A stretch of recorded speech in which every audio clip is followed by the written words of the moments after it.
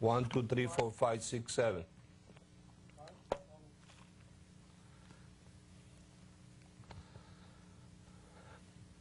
Bueno, muy buenas noches. Un saludo muy especial a todas las personas que a través del internet nos sintonizan esta noche. Así le damos la bienvenida, y también a un grupo de personas que está acá en la iglesia, que han venido a acompañarme. Quiero aclarar que nosotros regularmente los miércoles no tenemos reunión de iglesia como, por decir, los domingos, y que hemos tomado los miércoles para ayudarlos, por decir así, a aquellas personas que han abrazado este mensaje de la gracia, sobre todo aquellos que están en el proyecto de la embajada en diferentes países alrededor del mundo y aquí en Estados Unidos, pudiéramos decir, para llevarlos de la mano paso a paso en todos los fundamentos de la doctrina de la gracia, ya que la gracia, por ser un misterio que estaba escondido, necesita revelación, y entonces necesita fundamento. El fundamento son los principios fundamentales, son las cosas que a veces lucen muy elementales, pero que son las que nos ayudan cuando pasa el tiempo a no desviarnos, porque es muy fácil desviarse y deslizarse, ya que todo está en un solo libro que se llama Biblia, ¿no? Y entonces hay muchos pastores que sin mala intención están en la gracia, y de momento se descuidan un poquito, y cuando vienen a ver están mezclando ley con gracia y gracia con ley, porque todos están en el mismo libro. Entonces por eso nosotros nos caracterizamos, y así se llama el ministerio de enseñanza, la palabra revelada, porque la gracia es un misterio y necesita revelación. Entonces estos principios que nosotros estamos poniendo ahí son los que te ayudan cuando pase 1 año, 2 años, 3 años, 5 años, 10 años, 15 años, a no deslizarte. Pero pastor, ya yo llevo 4 años en esto. Pues no te cojas sorpresa, yo los conozco que llevan 15 años y se han deslizado, porque empiezan a contaminarse, empiezan a oír a aquel pastor que predica bonito, que es de allá, y sintonizan un canal de televisión donde hay muchos pastores, y como sabemos, lo que se habla, esto no es lo más popular. Y hago un paréntesis diciendo, no es porque esos pastores no conozcan que es así, pero esto tiene un compromiso, esto tiene unas consecuencias. La gracia es un mensaje profético, y entendemos que todo lo profético trastorna al mundo religioso en el cual uno vive, porque es diferente a lo que popularmente todo el mundo hace. Ahora mismo tenemos el ejemplo. A nivel mundial, hace 2 o 3 días, salió un señor con sede aquí en los Estados Unidos, un apellido creo que Camping, un señor ya anciano, porque lleva más de 50 años en este asunto de protestantismo, iglesia evangélica, y el hombre salió con la noticia de que el mundo se acababa el día 21 de mayo. O no fue así como él dijo que el día 21 de mayo iba a haber un gran terremoto, iba a empezar en Nueva Zelanda, y que ese terremoto iba a producir el rapto de la iglesia, y que entonces iban a venir una serie de desgracias naturales en el mundo entero, dando final al fin del mundo, octubre 21. Esa fue la noticia. Y mucha gente se hicieron eco de eso, y primeras planas, y hubieron pobres infelices, gente inocente, que los entrevistaron, y efectivamente hubieron gente que vendieron sus casas, hicieron herencias, renunciaron a los trabajos, regalaron los negocios, agarraron todo el dinero del banco y se lo dieron al ministerio de este señor. Yo no digo que él lo mal usó, porque ellos gastaron millones y millones de dólares alrededor del mundo anunciando esto. Pero entonces ahora critican al pobre viejitín. Pero este viejitín no ha dicho nada nuevo, es lo mismo que hablan todos los evangélicos. Lo único que el viejitín falló fue en poner una fecha. Hable usted con los pastores evangélicos, vaya iglesia por iglesia, aquí en Miami, en Colombia, en Puerto Rico, aquí y allá, y pregúntele esto y verá que todos piensan lo mismo, que va a venir una situación, va a venir un desastre, va a venir un rapto de la iglesia, inclusive mal usando la palabra rapto, porque ¿qué cosa es una cosa que se rapta? Bueno, si fuera así como dicen ellos, hasta la palabra rapto primero no es bíblica, porque el que se rapta, por ejemplo, una mujer, se la rapta porque no es su esposa, no es suya, se la secuestra. Entonces, todos están en la misma, que viene un rapto, entonces viene una gran tribulación y viene un anticristo que le corta la cabeza a la gente y sella a la gente y toda esa cantidad de cosas que hablan. Pero eso lo hablan todos. Entonces, la han agarrado con el pobre viejitín, que lo único que ha fallado el viejo es en poner una fecha. Pero todos los demás pastores hablan lo mismo. Ahora, en estos días que estaba la noticia que entrevistaron a mucha gente, llevaron a programas de televisión a pastores muy reconocidos. Aquí en la ciudad de Miami llevaron, vaya, los teólogos más mejores del mundo.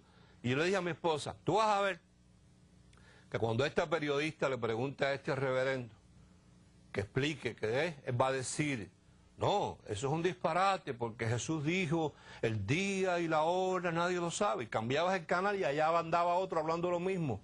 Señores, cuando Jesús dijo, el día ni la hora nadie lo sabe, estaba hablando de la destrucción del templo de Jerusalén, no del fin del mundo. Entonces, el viejitín no se puede atacar ni culpar tanto, porque él habla lo mismo que hablan todos los evangélicos.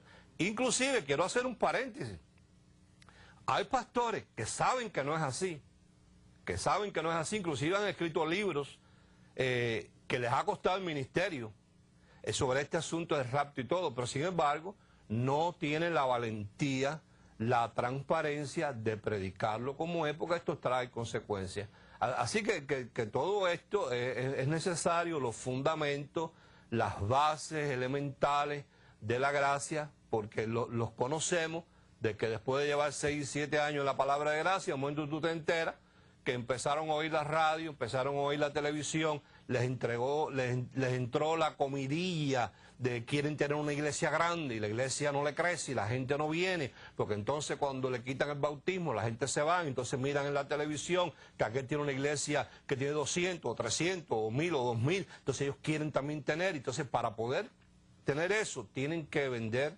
la palabra de gracia y la Biblia dice, compra la verdad y no la venda. Entonces es bueno que si usted ha hecho un compromiso con el mensaje de la gracia, que es el resultado del sacrificio de Jesús por nosotros, usted se abrace ahí y se deje llevar de la mano, para que cuando pasen 8, 10 o 15 años, usted no se vaya a deslizar porque vino un pastor por allá, un predicador que predicó bonito y usted se dejó embrujar, como le pasó a la gente en los Gálatas. Bueno, en la noche de hoy vamos a dar un poquitico, pero casi nada ahí. Vamos a ir a Hebreos capítulo 6, y vamos a considerar la segunda parte de el bautismo en agua. El bautismo en agua. El bautismo en agua. Y bueno, y ya están todos los videos que están en la página, así que los puede accesar todo. Ya se terminó, el ingeniero de programación ya terminó todo el programa, la estructura completa. Y bájame un poquito ahora. Un poquitín así. Y ya está la página al día. Así que ya pronto vamos a subir todos los demás videos que estábamos pues esperando que terminara. Hebreos capítulo 6, en el verso 1, dice, por tanto dejando ya los rudimentos de la doctrina de Cristo, vamos adelante a la perfección. Entienda la palabra perfección, la palabra madurez, no echando otra vez el fundamento de arrepentimiento, de obras muertas, de la fe en Dios, y observa aquí en el verso 2, de la doctrina de bautismos. Y observa ahí que la palabra bautismo está en plural. O sea, no está hablando de un bautismo, está hablando de varios bautismos. Ahora, la semana pasada estuvimos explicando, y una vez más vamos a una explicación hoy, de que estos bautismos que se refiere aquí no tienen nada que ver con el bautismo que llevaba a cabo Juan el Bautista. Son dos cosas diferentes. Bautismo, la palabra bautismo, quiere decir sumergir, purificar o lavar. Quiere decir sumergir, purificar o lavar. En el Antiguo Testamento habían 16 tipos de purificaciones diferentes. Se purificaban las manos, y eso le decían bautismo. Era una cosa muy religiosa, inclusive en los días de Jesús, los fariseos le requirieron, porque los discípulos de Jesús comían sin lavarse las manos. O sea, era tan fuerte esa doctrina de purificarse las manos que ellos tuvieron en cuenta, le dijeron a Jesús, ¿cómo es que tus discípulos no se bautizan las manos? Porque era algo religioso, o sea, no era algo higiénico, que cualquiera puede comer con las manos sucias o sin lavar, sino era algo muy religioso. O sea, la ley especificaba que había que bautizarse las manos antes de comer. Se bautizaban los pies, recordando de que en la época que estamos hablando, la gente no viajaba en automóviles, la gente no usaba media ni zapatos cerrados. Y entonces la gente venía en el camino, usaban sandalias, y una de las cosas que era requerida, que cuando alguien llegara a una casa, que como traía los pies llenos de polvo del camino, si era de la casa, pues lo hacía la persona. Pero si era, por ejemplo, un invitado a la casa, un huésped, se supone que la persona que estuviera allí, pues le lavara los pies. Inclusive hay un pasaje bíblico donde Jesús llega a una casa de un tal Simón, y ese tal Simón, Jesús le reclama y le dice, no me lavaste los pies. La palabra es, no me bautizaste los pies. O sea, era algo requerido por la ley, bautizarse los pies, bautizarse las manos antes de comer. Si una persona le salía hongo en la pared, pues eso la llamaban lepra, porque en aquella época no se conocía eso de hongo, y había que bautizar la casa. Si una mujer estaba con el flujo de la menstruación, había que bautizar la cama, etcétera, etcétera. El sacerdote había que purificarlo con las aguas, el animal de sacrificio había que también bautizarlo. Ahora, cuando llegamos al aspecto del bautismo en agua por sumergir a la gente, que era el que llevaba a cabo Juan el Bautista, y entienda que Bautista no es el apellido, sino la profesión. Bautista es el bautizador, Juan el bautizador.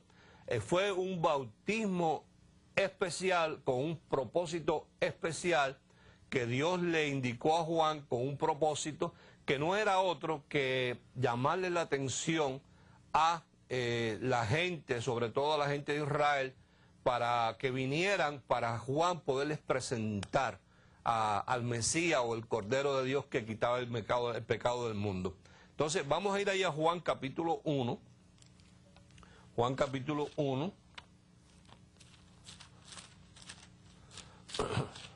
y ahí nos da el propósito. Entendiendo siempre que este mensaje de Jesús es un mensaje profético, por eso trastornaba a la gente de su época. Usted observe en la televisión evangélica, en la radio evangélica, cada vez que estos personajes, predicadores, hablan de conferencias proféticas, no hay tal conferencia profética a menos que lo que ahí se diga trastorne a los que están allí. A menos que a lo que ahí se diga trastorne, para empezar, a los otros ministros que están escuchando la conferencia, y que ese individuo que está trastornando de ahí en adelante ya no sea bien visto por los demás. Si no, no es profeta, porque el mensaje profético, observen toda la Biblia, que lo que viene es a trastornar, a inquietar, a molestar a la gente de la época en la cual vive ese profeta, no porque él quiere molestarlo, sino que lo que le viene a anunciar es un plan que Dios quiere establecer en ese momento, y para poderlo establecer tiene que quitar lo que está establecido, y eso a la gente no le gusta. Mira, ahí en Juan capítulo 1, del verso, vamos a decir del verso 22, vamos a ir despacio, a lo mejor no terminemos esta noche, nos tome otra semana más ya redondear esto, el bautismo en agua, pero es llevándote de la mano. Le dijeron, en el verso 22, pues ¿quién eres? Es más, voy a leerte desde el verso 14, voy a tomar mi tiempo, aunque no lo traigo apuntadito, pero recibo del Espíritu Santo que debemos entrar allá, desde el verso 14, donde dice, y aquel verbo, y tú puedes ahí donde dice verbo, que vas a notar que está en letra mayúscula. O sea, quiere decir que no es cualquier verbo. Y cuando hablamos de verbo, entiéndase que la palabra verbo quiere decir palabra. Cuando uno dice, fulano tiene buena verborrea, quiere decir que se expresa, que tiene facilidad de palabra. Y aquel verbo, aquella palabra fue hecha carne. ¿A qué palabra se está refiriendo? Al que el arcángel Gabriel le trajo a María. Y habitó entre nosotros y vimos su gloria como del unigénito del Padre, lleno de gracia y de verdad. O sea, si preguntamos, ¿de qué estaba lleno Jesús? Jesús estaba lleno de gracia y de verdad. Verso 15, Juan dio testimonio de él y clamó diciendo, este es de quien yo decía, el que viene después de mí es antes de mí porque era primero que yo. Porque de su plenitud tomamos todos gracia sobre gracia. Pues la ley por medio de Moisés, escuche bien hermano pastor, que usted todavía se mantiene en esos rudimentos de la ley. Pues la ley por medio de Moisés fue dada, pero la gracia y la verdad vinieron por medio de Jesucristo. Entonces quiere decir que si usted ha recibido a Jesucristo y usted predica a Jesucristo, usted lo que tiene que predicar es gracia. Porque tan pronto, escuche, fíjese lo importante de esto, tan pronto usted predique algo de la ley, usted no está predicando a Jesucristo. ¿Sabe a quién está predicando? Estás predicando a Moisés. Esa es la importancia que tiene esto, porque por ahí oímos gente, inclusive que han estado muchísimos años dentro del mensaje de la gracia, y como el mensaje de la gracia no te hace popular, o sea, te arrincona. Como nosotros mismos estamos arrinconados aquí en Miami hace muchísimos años, no tenemos relación con ningún pastor, no porque nosotros no querramos, y lo puedo decir públicamente, yo en mil ocasiones los he invitado a ellos, a que hagamos una mesa redonda en la radio. Inclusive yo les he dicho, yo pago el tiempo, ustedes llevan 5 o 6 teólogos, y yo voy. Y yo no voy a usar ni la Biblia mía, voy a usar la de ellos, la de ustedes si me están mirando. Y tomamos igual cantidad de tiempo con un moderador y abrimos las líneas para que la gente llame. Pero ellos no aceptan mi invitación. Ellos me han expulsado de todas las asociaciones que ellos tienen, a las cuales yo iría con mucho gusto a oírlos predicar a ellos, siempre y cuando por lo menos una vez al año me dejen predicar a mí y me oigan a mí. Pero yo en un programa de radio les presentaría eso y les diría a ellos, ¿qué es lo que trajo Moisés? La ley. ¿Y qué es lo que trajo Jesucristo? La gracia. Entonces, si usted va a predicar de Jesucristo, tiene que predicar gracia. No puede dejarse amedrentar por el hecho de que, como no es popular en la ciudad donde usted vive y los demás pastores no quieren saber de usted y usted se siente solito, entonces usted va a renunciar a la gracia o va por lo menos a decir, yo no quiero saber nada con barbón, porque yo sé que yo soy una manchita negra. Tú sabes, yo soy el patico feo. Hay mucha gente que habla en gracia, pero nadie los conoce, pero a mí me conocen en el mundo entero. Entonces decir estoy con barbón es decir, estoy marcado. Y entonces hay gente que después de tantos años se retiran para ir a ser populares con los demás. Pero entienda lo que dice ahí. Ahora escuche. Dice Isaías 53 que él fue molido. ¿Sí o no? Su cuerpo fue partido. Ahora, yo presento ante su consideración esta analogía. Si usted tiene un frasco, un pomo, y usted lo llena de agua, y usted lo rompe, ¿qué sale? Agua. Si usted tiene una botella, y usted la llena de perfume, y usted rompe esa botella, pues lo que sale es perfume. Ahora, si usted agarra un personaje y lo llena de gracia y de verdad, cuando usted lo rompe, ¿qué es lo que sale de ese personaje? Pues gracia y verdad. Entonces, cuando a Jesús lo rompieron, cada vez que le daban un cuerazo con el látigo y lo estaban rompiendo, lo que estaba saliendo de Jesús era gracia y verdad, porque él estaba lleno de gracia y de verdad. Entonces, ¿cómo nosotros vamos a cambiar esa revelación del mensaje de la gracia? O sea, que a Jesús Dios lo agarró y lo llenó de gracia y le dijo: ahora tú vas allá abajo al mundo y entras a ese mundo, y cuando a ti te rompan tu cuerpo y te lleven a la cruz y te entren a golpe y te latiguen y te metan los clavos, cada vez que te metan un golpe y te metan un clavo, de ti lo que va a estar saliendo es gracia y verdad, para que esa iglesia pueda nacer en gracia y verdad. Entonces, ¿cómo yo voy a vender ese mensaje para que los demás me hagan populares? No puedo, no puedo. Y dice: compra la verdad y no la venda. Entonces, esas son las palabras que Juan está ahí hablando. El verso 17, pues la ley por medio de Moisés fue dada, pero la gracia y la verdad vinieron por medio de Jesucristo. A Dios nadie le vio jamás. El unigénito Hijo que está en el seno del Padre, Él le ha dado a conocer. Este es el testimonio de Juan. Cuando los judíos enviaron a Jerusalén sacerdotes y levitas para que le preguntasen: ¿tú quién eres? Confesó y no negó, sino confesó: yo no soy el Cristo. Y le preguntaron: ¿qué pues? ¿Eres tú Elías? Dijo: no soy. ¿Eres tú el profeta? Y respondió: no. Le dijeron: pues ¿quién eres? Para que demos respuesta a los que nos enviaron, ¿qué dices de ti mismo? Dijo: yo soy la voz de uno que clama en el desierto: enderezad el camino del Señor, como dijo el profeta Isaías. Y los que habían sido enviados eran de los fariseos, y le preguntaron y le dijeron: ¿por qué pues bautizas si no eres el Cristo, ni Elías, ni el profeta? O sea, la pregunta es: ¿por qué lo haces? Y ahora le va a decir por qué lo hacía. Juan les respondió diciendo: yo bautizo con agua. ¿Con qué? Con agua. Mas en medio de vosotros está uno a quien vosotros, ¿qué? No conocen. Ustedes no lo conocen. Este es el que viene detrás de mí, el que es antes de mí, del cual yo no soy digno de desatar la correa del calzado. Estas cosas sucedieron en Betábara, al otro lado del Jordán, donde Juan estaba bautizando, estaba sumergiendo a la gente en agua.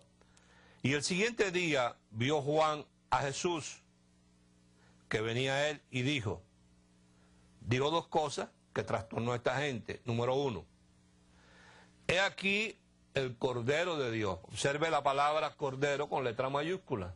Entonces nosotros lo leemos y a nosotros quizás no nos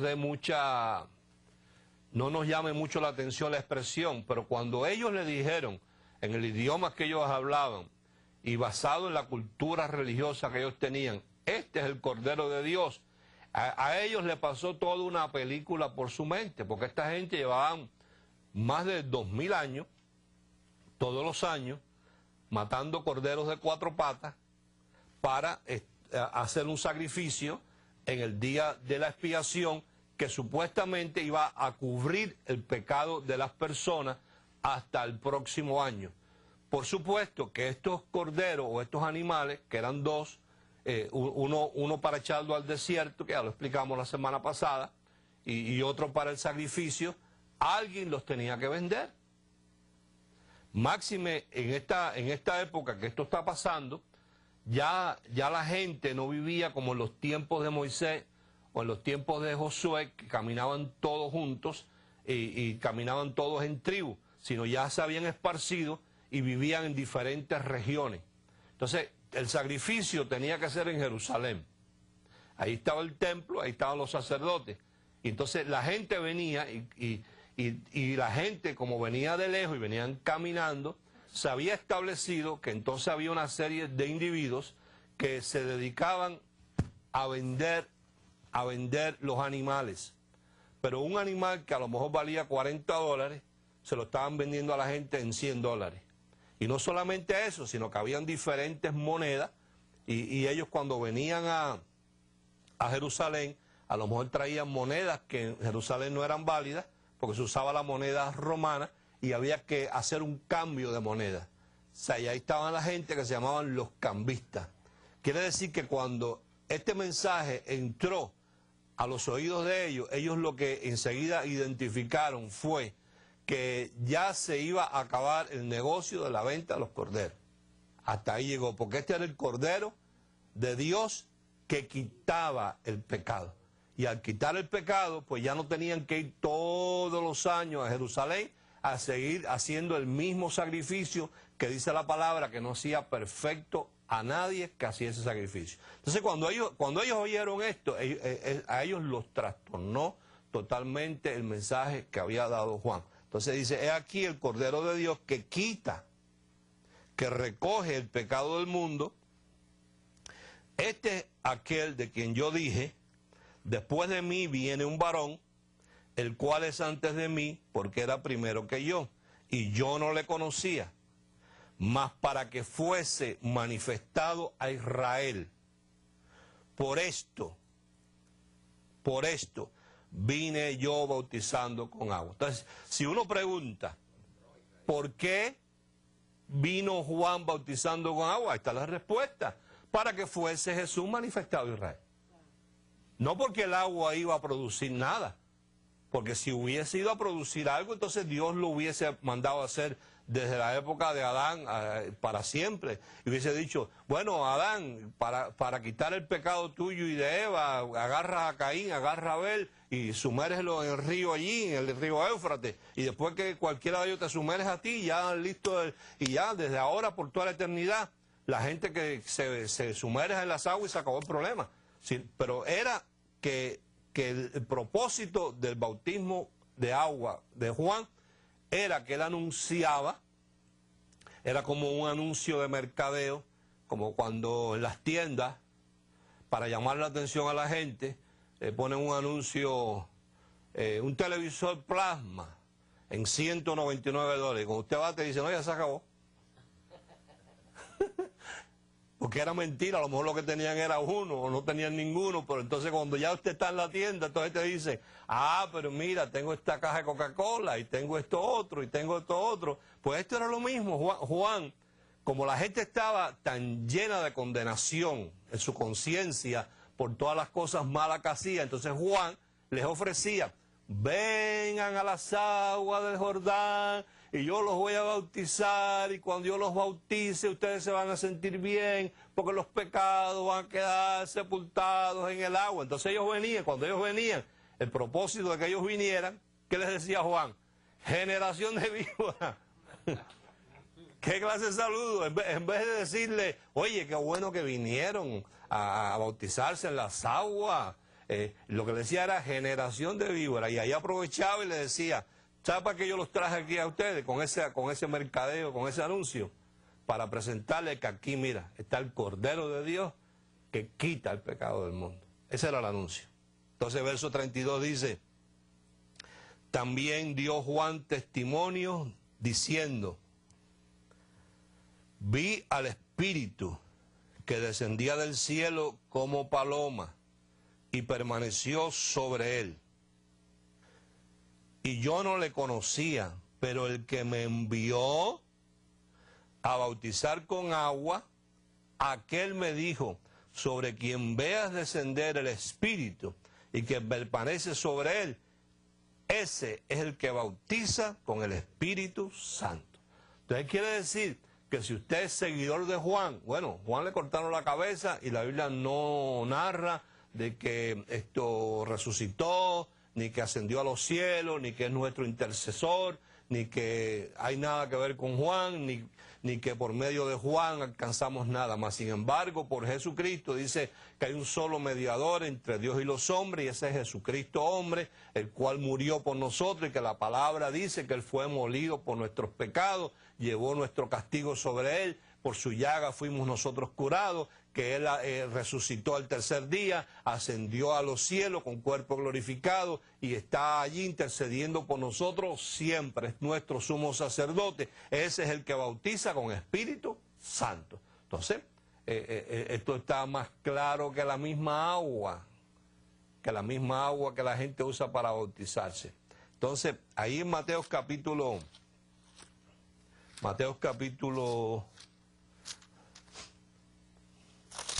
3, Mateo capítulo 3,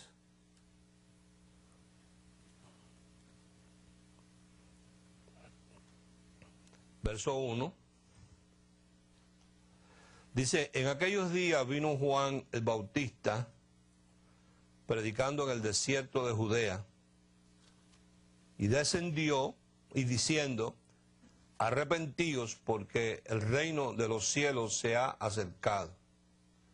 Pues este es aquel de quien habló el profeta Isaías cuando dijo: voz del que clama en el desierto, preparar el camino del Señor, enderezar sus sendas. Y Juan estaba vestido de pelo de camello y tenía un cinto de cuero alrededor de sus lomos, y su comida era langostas y miel silvestre, y salía a él Jerusalén y toda Judea y toda la provincia de alrededor de Jordán, y eran bautizados por él en el Jordán, confesando sus pecados. Al ver que muchos de los fariseos y de los saduceos venían a su bautismo, si usted quiere, mire, haga así un redondelito así, en la palabra su. Usted ve que no dice el bautismo. O sea, no era un bautismo que más nadie hacía. No era el bautismo, o era un bautismo, era su. Era su. Entonces, si era su, que era el de Juan, y Juan ya no está, ¿qué haces tú bautizando si no es tuyo? Era su bautismo. Y les decía, mira qué saludo: generación de víboras, ¿quién os enseñó a huir de la ira que vendrá? Haced pues frutos dignos de arrepentimiento, y no penséis decir entre vosotros mismos: a Abraham tenemos por padre, porque yo os digo que Dios puede levantar hijos a Abraham aún de estas piedras. La semana pasada estuvimos hablando que esas piedras eran las piedras que Josué puso en el Jordán, que simbolizaban las 12 tribus, y para ellos eso era lo máximo. Pero Juan le está diciendo: olvídense de esas piedras, que Dios puede levantar a hijos hasta de en medio de estas piedras. Y si ya también el hacha está puesta a la raíz de los árboles. Por tanto, todo árbol que no da buen fruto es cortado y echado en el fuego. Verso 11. Yo a la verdad os bautizo en agua para arrepentimiento, pero el que viene tras mí, cuyo calzado yo no soy digno de llevar, es más poderoso que yo. Él os bautizará en Espíritu Santo y ¿qué más? Y fuego. Quiere decir que segunda porción, allí vimos en Juan 1:29 que lo decía, que él bautizaría en Espíritu Santo y fuego. Aquí en Mateo 3 vuelve y dice que él bautizaría en Espíritu Santo y fuego, no en agua. Pastor, ¿y no puede bautizar en agua y en Espíritu Santo? No, le vamos a leer conmigo en Efesios.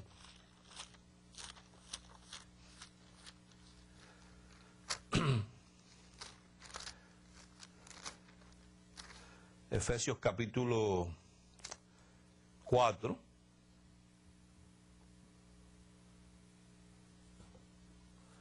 Tienes que entender siempre que la base para todas estas cosas son las dispensaciones.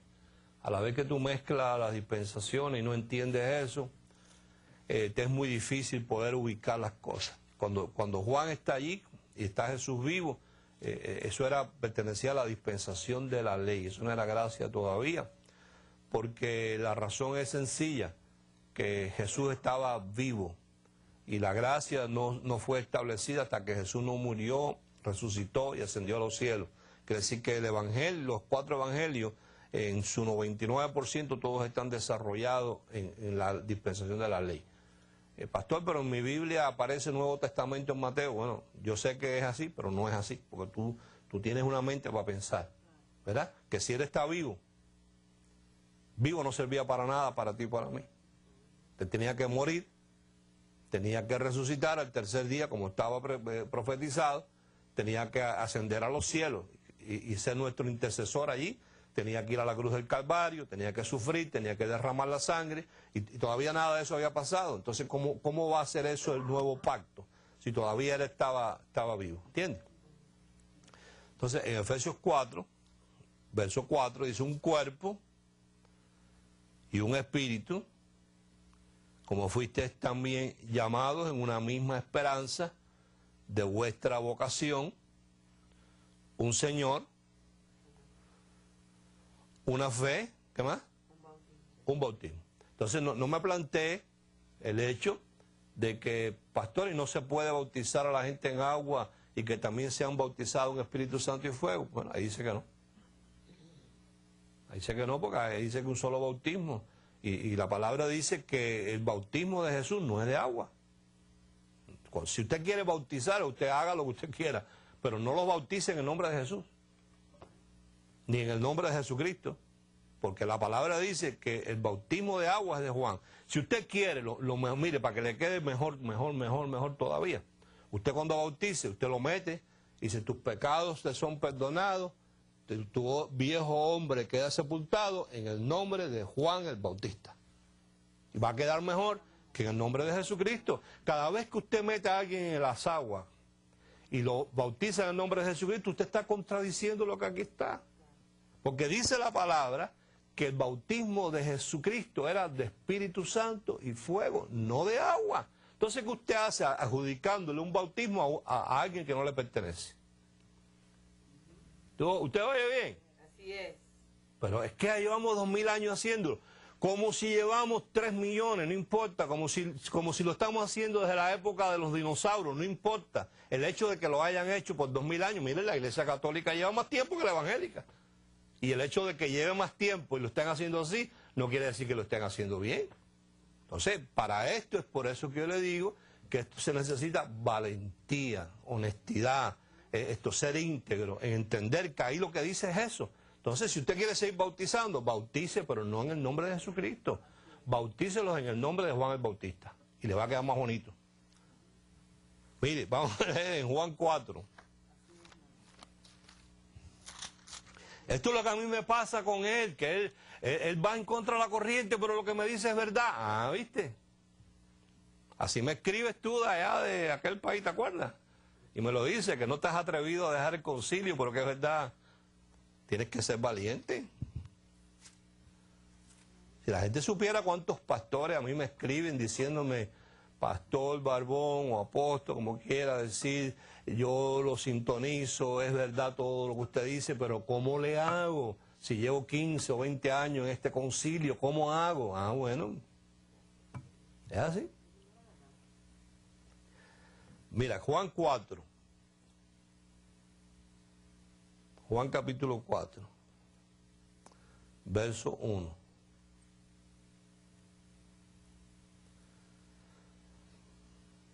Dice: cuando pues el Señor entendió que los fariseos habían oído decir, 2 cosas, nota ahí. Número 1, que era un bochinche. ¿Por qué era un bochinche? Ah, porque los fariseos habían oído decir. Es un rumor que alguien dijo por allá y los fariseos lo tomaron como cierto, pero no era cierto. Número 2, fariseos son los líderes religiosos. Pero Jesús, oye, mira que Jesús trató de que estos fariseos entendieran y que recibieran. Ahora, yo presento ante tu consideración esto, pastor que me escucha, que me ves. Tú quizás te estás quejando de que en tu ciudad tú no has podido nada más que influenciar a lo mejor 1 o 2 pastores religiosos para que conozcan o crean en la gracia. O a lo mejor tú te quejas de que llevas ahí 8 o 10 años predicando gracia y no has podido influenciar ni a un solo pastor para que deje la ley y comparta contigo la gracia para no sentirte solo, ¿verdad? Ahora yo te pregunto, ¿a cuántos fariseos pudo influenciar Jesús en su ministerio?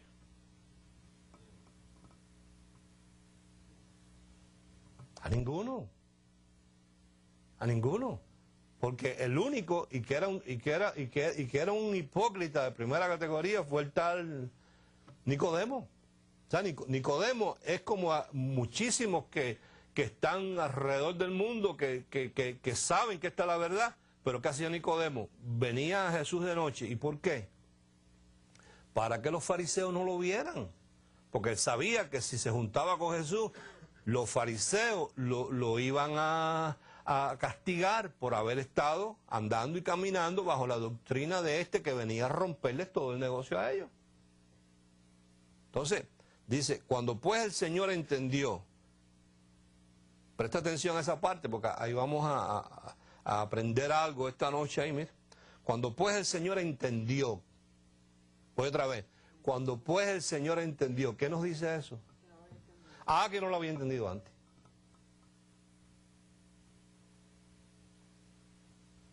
Tú tienes que entender, a lo mejor tú no lo has entendido antes, pero tú tienes que entender ya desde esta noche lo que Jesús entendió también.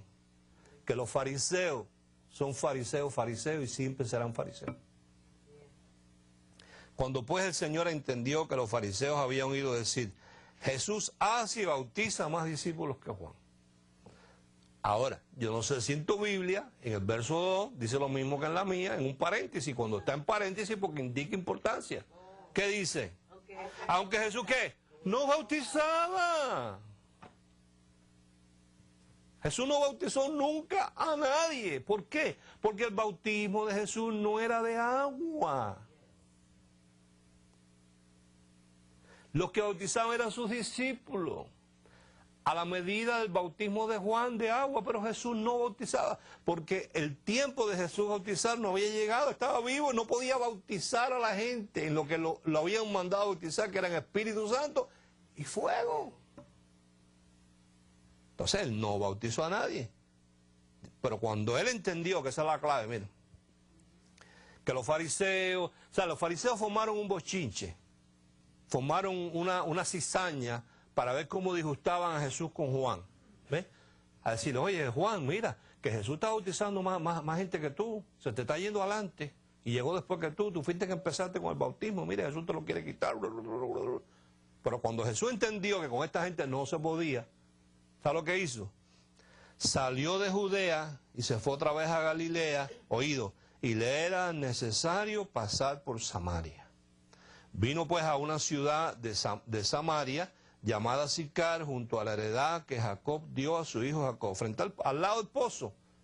Quiere decir que cuando él entendió que no debía seguir perdiendo el tiempo con los fariseos, tomó otro rumbo y fue a un lugar llamado Samaria. Y bueno, y la historia yo creo que tú la conoces, la famosa mujer samaritana que Jesús le conoció, que había tenido 4 maridos, ninguno era de ella, y habían venido a tomar agua allí porque él estaba cansado del camino, y él le dijo, si tú bebieres del agua que yo tengo para darte, no tendrás sed jamás. Y ella entendió que era la palabra que él estaba hablando, y eventualmente la mujer rompió el cántaro, dejó los amantes, dejó los maridos que tenía, y fue allá a Samaria, donde estaban la ciudad entera, y una sola mujer, que no era de los fariseos, trajo todo un pueblo a Jesús.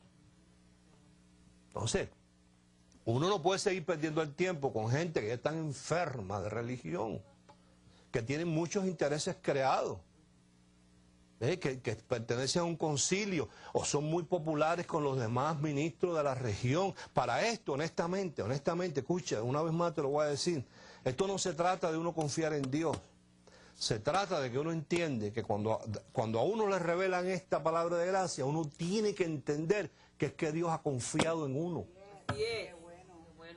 Y ha dicho, yo confío en ti para que tú lleves este mensaje. Porque hay mucha gente que Dios se los ha entregado y Dios no ha podido confiar en ellos. Yo conozco pastores muy conocidos que tienen todos mis libros, que yo no se los he ni regalado, que ellos lo han comprado. Sin embargo, ellos han escondido la luz debajo de la almohada.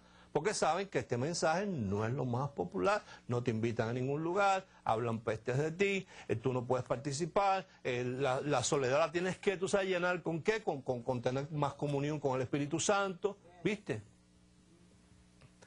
Pero Jesús no bautizó nunca a nadie. Hechos capítulo 1. Entonces, ¿qué vas a hacer? ¿Vas a bautizar? ¿Vas a seguir bautizando? ¿En qué nombre lo vas a hacer? Ah, para que te quede más bonito. Ve, pero es que él se burla. ¿Qué tú quieres que yo haga? Arriba que lo está bautizando, como le dije una vez a la gente, yo conozco lo que es esto porque nosotros antes bautizábamos. Mira, nosotros teníamos en la plataforma un bautisterio hasta con calentador y todo. Allí era agüita caliente.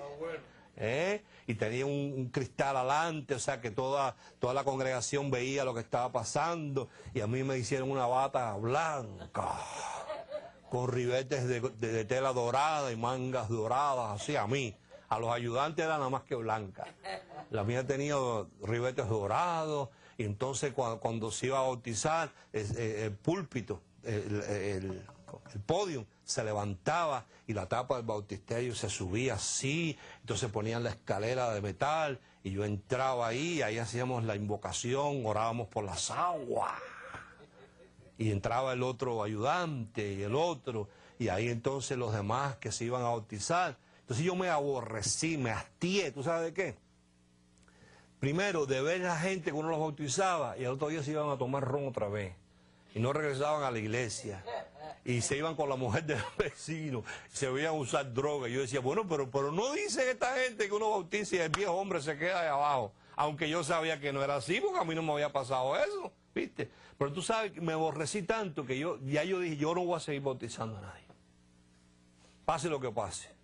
Entonces reuní a los candidatos y les dije, muy característico de mí, muy franco así.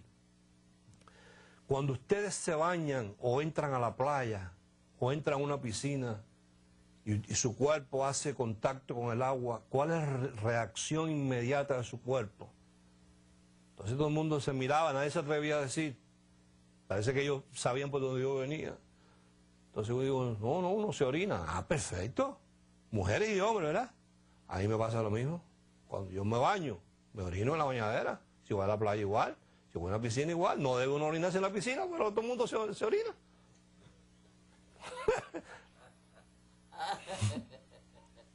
A mis nietos una vez yo les dije en la piscina de la casa, eché un líquido que cuando si alguien se orina en la piscina le va a salir una mancha negra alrededor. Todos salieron corriendo de la piscina porque todos se habían meado allá dentro de la piscina. Entonces yo les dije, miren, aquí pasa igual. Cuando aquí esto que yo entro al bautisterio, yo me orino dentro del agua del bautisterio. Y atrás viene, yo he hablado con mis ayudantes y se orinan también. Lo mismo. Y cuando ustedes empiezan a entrar, se van orinando también, aunque ustedes no lo dicen. Quiere decir que si hoy vamos a bautizar 20, el último le va a tocar es un baño meado, no va a ser un baño ni de agua. Pues tú puedes creer que les dije, ¿qué quieren hacer? Y todo el mundo dijo, no, bautizando, vamos a bautizar. Aunque sean meados, aunque sean meados. ¿Sabes lo que hice? Dije, ok. Al otro día por la mañana fui a una ferretería, compré una mandarria de 25 libras y lo rompí todo. Todo. Cuando la gente llegaron, el miércoles encontraron todo desbaratado. Pues se volvió loco, el loco se le salió el loco. Se acabaron los bautisterios, aquí no hay que ir a ver. Bueno, perdimos gente de la iglesia, se fueron un montón de gente, empezando por el que hizo el bautisterio. Pero es así, no se puede. Dice, Hechos, capítulo 1. Yo sé lo que es eso. Se sufre, después la gente no te quiere. Pero bueno, es así. Hechos capítulo 1 dice, verso 1, el primer tratado, oh Teófilo. Hablé acerca de todas las cosas. Este es Lucas escribiendo a Teófilo, y el primer tratado fue el Evangelio según Lucas. Hablé acerca de todas las cosas que Jesús comenzó a hacer y a enseñar, hasta el día en que fue recibido arriba, después de haber dado mandamientos por el Espíritu Santo a los apóstoles que había escogido. Y a quienes también, después de haber padecido, se presentó vivo. Vivo, diga vivo. ¿Viste? No muerto. Vivo. Con muchas pruebas indubitables, apareciéndoseles durante 40 días y hablándoles acerca del reino de Dios. Y estando juntos les mandó que no se fueran de Jerusalén, sino que esperasen la promesa del Padre, la cual les dijo, oíste de mí. Quiere decir que había una promesa de parte del Padre que Jesús le había prometido a ellos, le había dicho que iba a pasar. Porque Juan ciertamente bautizó con agua, esta era la promesa. Mas vosotros seréis bautizados con el Espíritu Santo dentro de no muchos días. O sea que si el propósito y el deseo y el plan de Dios hubiese sido que independientemente de que Juan lo hubiera cortado la cabeza, bueno, hubiese dicho, bueno, ahora Nicodemo o Nehemías o Andrés o Felipe va a suplantar a Juan. Y cuando se muera Felipe, el que venga atrás va a suplantar a Felipe, pero siempre van a seguir bautizando en agua aunque Juan ya no esté. Pero eso no es lo que dice ahí. Dice, Juan bautizó con agua, pero acuérdense que yo les dije una promesa de parte de mi Padre, que ustedes no iban a ser bautizados en agua. Ahora yo te pregunto a ti, ¿tú ves en algún momento a Jesús bautizando a alguno de los apóstoles? ¿Tú ves a Jesús en algún momento bautizando a alguno de sus discípulos? Porque supuestamente, si el bautismo en agua hubiese sido tan extremadamente importante como lo presentan los evangélicos, que si no se bautizan en agua, el viejo hombre no queda sepultado, no te dejan comer ni el pan ni el juguito, te juzgan hasta la salvación. Tú no estás bautizado en agua, tú no eres salvo. Eso es lo que dicen los evangélicos. Entonces, ¿por qué Jesús no bautizó a sus discípulos? No, les digo, ustedes no están llamados a ser bautizados en agua. Hay una promesa de parte del Padre, Juan 7. Y ahí ya nos vamos ya. Juan capítulo 7, verso 37.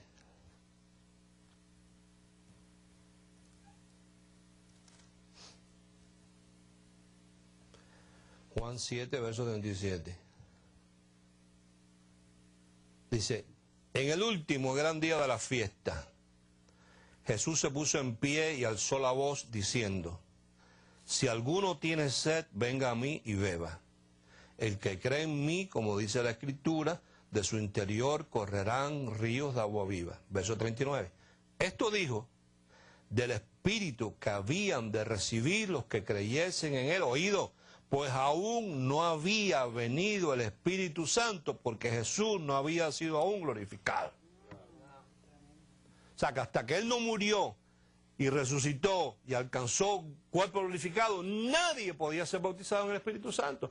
Ahora, ya él muere, ya él resucita, se pasa 40 días caminando arriba y abajo, dice vivo, no muerto, vivo, no era un fantasma, vivo con cuerpo glorificado, comiendo pan, comiendo pescado, atravesando las paredes. Ya entonces, como él había sido glorificado, había llegado el momento que se cumpliera la promesa de Juan 7:39, y él le dijo, vayan a Jerusalén, no se vayan de ahí, porque Juan bautizó con agua, porque yo estaba vivo. Pero ya yo morí, resucité, fui glorificado, ahora ustedes van a ser bautizados con Espíritu Santo y fuego dentro de no muchos días. Ahí está, más clara ni el agua. Entonces, el próximo miércoles, pues vamos a continuar a ver si podemos terminarlo. A ver si por fin podemos renovar esa conciencia de obras muertas. Y algunos de ustedes toman valor y le habla a su gente en la iglesia y le dice, no, yo no voy a bautizar a más nadie en agua. Usted no sea hipócrita como han hecho algunos, que han tomado la posición de decir, bueno, El que se quiera bautizar, yo lo bautizo, y el que no se quiera bautizar, yo no lo bautizo. Eso es hipocresía. O somos o no somos. ¿Cuántas caras vamos a tener? ¿A quién le estamos sirviendo? ¿A Dios o le estamos sirviendo a los hombres? Así que bueno, el próximo domingo, ahora hemos pasado la transmisión para la 1 de la tarde. Así que bendecidos todos, gracias por su atención, y a los que me acompañaron en esta noche, pues gracias por haber venido. Será hasta la próxima. Adiós, y acuérdate, si vas a bautizar en agua, hazlo en el nombre de Juan.